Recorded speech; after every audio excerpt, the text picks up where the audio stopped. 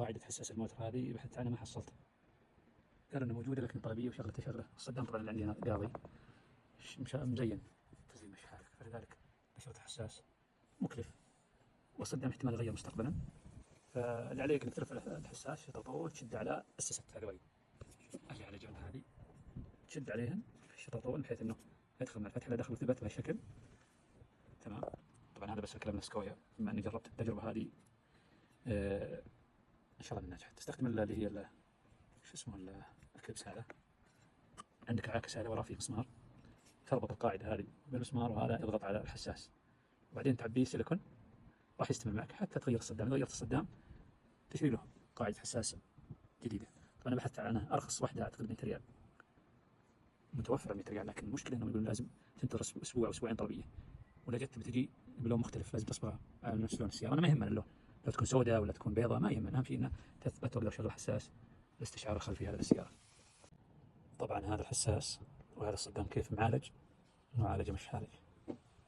عندنا هذا العكس، راح نربط القطعة هذه بالشكل هنا، تضغط على الحساس. ما شاء الله تبارك الله، ما شاء الله تبارك الله، ثابتة، ضغطتها جدا ممتازة. واعتقد انها ما تحتاج سلك من اول، بحط السلك دار مدار على الابيض، اتوقع الان ما تحتاج لان ضغط عليه هذه بالحين.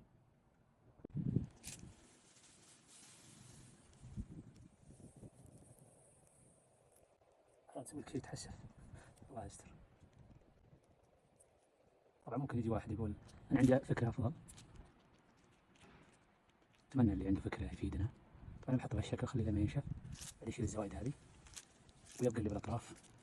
طبعا هذا السيليكون الداخلية ثبتها بسيليكون، بغيت اني اثبت بسيليكون خوفا انه يجي عفن طامر نفود طاعس تطيح، بحيث لو طاحت الحديدة اللي انا حطيت معناها ثابتة صح، يؤدي السيليكون اللي حطيته مهمته.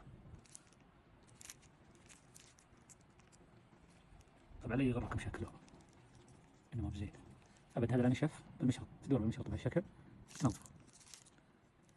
تقول يمكن يصير الحين اقدر انا انظفه واجمع هذا بالوسط مشرط بسكين فصار دائرته.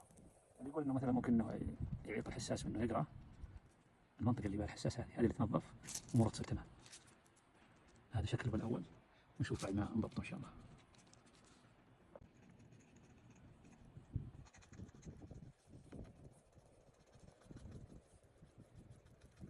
طبعا لابد يكون معك منديل عشان تمسح السيليكون الزايد.